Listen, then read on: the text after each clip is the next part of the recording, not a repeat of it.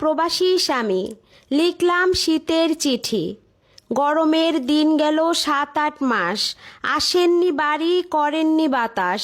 মনটা আমার সবসময় আপনার জন্য থাকে উদাস। এদিকে সবাই যাচ্ছে শাপলা বিলে, চারিদিকে কাশফুলের আভাস।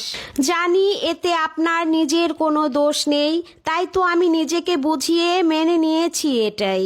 কিন্তু এখন আসিতেছে শীত, শীতের উদাস হাওয়া বইছে শন শন। এদিকে আপনারে কাছে পাওয়ার লাগি উতলাইয়া বারবার উঠিতেছে আমার মন। তাই টাকার কথা না ভাবিয়া পাতলা একটা কম্বল কিনিয়া চলে আসেন বাড়ি যত তাড়াতাড়ি। মনে সাজ জাগিয়াছে, এক কম্বলের নিচে ঘুমাইব দুজন করিয়া জড়াজড়ি। এই রোমান্টিক চিঠি পড়িবার পর কোম্পানিকে জানাবেন ছুটির আবদার, তা না হলে কিন্তু আপনার গোষ্ঠী আমি করিব উদ্ধার।